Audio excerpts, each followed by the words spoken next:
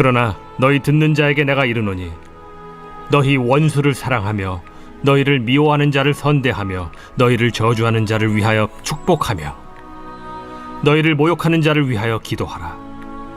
너의 이 뺨을 치는 자에게 저 뺨도 돌려대며 내 겉옷을 빼앗는 자에게 속옷도 거절하지 말라.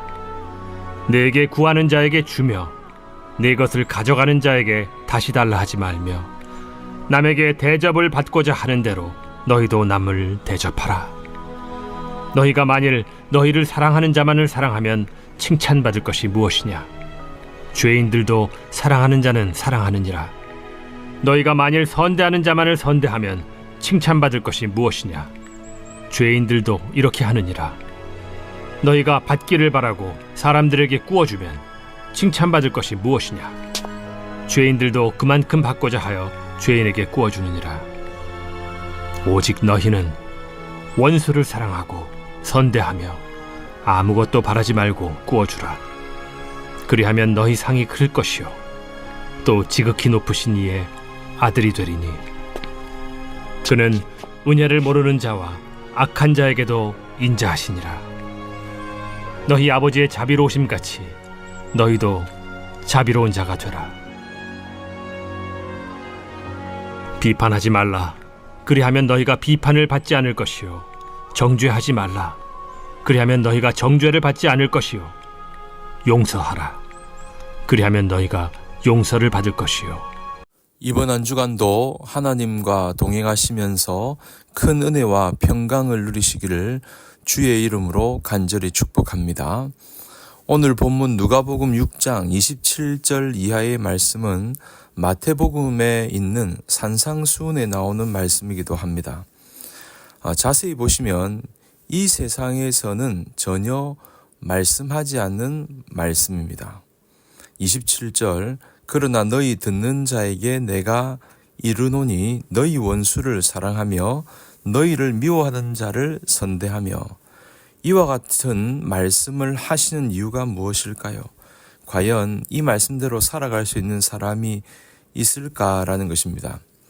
예수님께서 주신 이 말씀은 예수님의 고유한 예수님께서만 하신 말씀은 아닙니다. 이미 구약에서 여러 번 말씀하고 강조하신 윤리의 핵심입니다.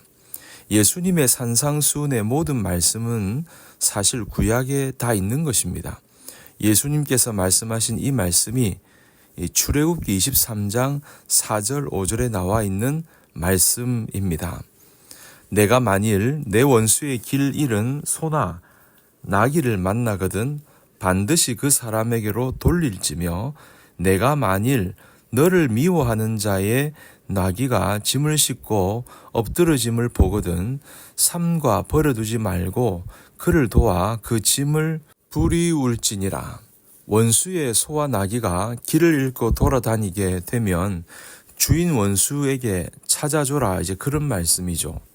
그런데 우리의 마음속에 원수를 증오하는 마음이 있으면 어떨까요? 아무도 보는 사람이 없을 때 원수의 소가 나타나면 남에게 팔든지 잡으려고 하지 않겠습니까? 또 원수의 나귀가 넘어져 있으면 일으켜 세워주기보다는 아무도 보는 사람이 없을 때 발로 밟고 지나가고 싶지 않을까요? 레위기 19장 18절에도 동일한 말씀을 주십니다. 원수를 갚지 말며 동포를 원망하지 말며 이웃 사랑하기를 내 몸과 같이 하라. 나는 여호와니라. 이 말씀에는 이웃의 범주에 원수를 포함시켰다는 것입니다. 마태복음에 나타난 산상수훈에 보면 예수님 당시에 바리새인들은 이렇게 가르쳤습니다. 내 이웃은 사랑하고 원수는 미워하라. 예수님은 이 바리새인들의 가르침을 뒤집어서 이렇게 말씀하십니다. 너희는 이웃은 사랑하고 원수는 미워하라 이렇게 들었으나 나는 너희에게 이르노니 내 원수를 사랑하라. 구약에서 말씀하신 그 말씀을 다시 반복해서 주신 것뿐입니다. 당시 유대 바리새인들은 이웃과 원수를 구분했습니다. 사랑할 사람과 사랑하지 않을 사람을 구분했으나 예수님은 내 이웃에는 원수도 포함이 되는 것이다 라고 말했습니다. 여러분, 우리의 본성을 따라서는 분명 불가능합니다. 우리가 태어날 때 가졌던 육신의 본성을 따라 행한다면 이 말씀은 불가능한 말씀이죠. 그러나 기독교 역사 속에서 수많은 사람들이 원수를 사랑하고 그들을 용서한 사람이 있었습니다. 그리고 그들을 위해 기도했던 사람들이 분명히 있었고, 이 예수님의 말씀을 문자 그대로 실천했던 수많은 믿음의 선배들이 분명 있었습니다. 그리고 지금도 그런 분들이 있는 것을 볼 때, 우리가 성령 안에서 거할 때, 그리스도를 따라 살아갈 때 이 말씀이 우리의 삶을 통해 이루어지는 것은 불가능한 것이 아니라는 것을 알게 됩니다. 여러분, 손양은 목사님을 잘 알고 계시죠?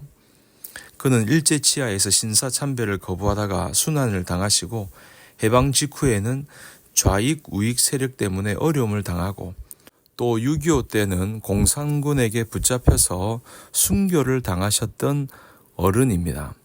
그런데 해방 직후 남한도 좌익 우익의 갈등 가운데 많은 어려움이 있었는데, 그 가운데 여순 반란 사건이 있었지 않습니까?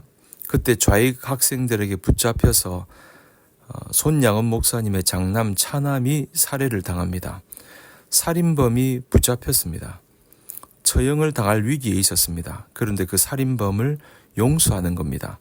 게다가 그를 양자까지 삼겠다고 하는 것입니다. 당국의 탄원에서 결국 그를 풀어주게 됩니다. 양자로 삼게 되죠. 그 양자가 후에 목사가 되었습니다.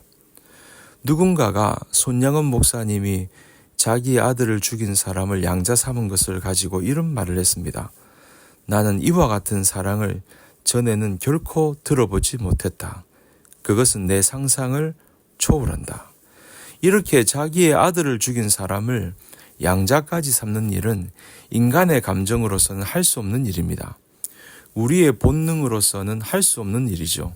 그러나 성령 안에 거할 때, 그리스도를 따라 살아갈 때 결코 불가능한 일은 아니라 하는 것입니다.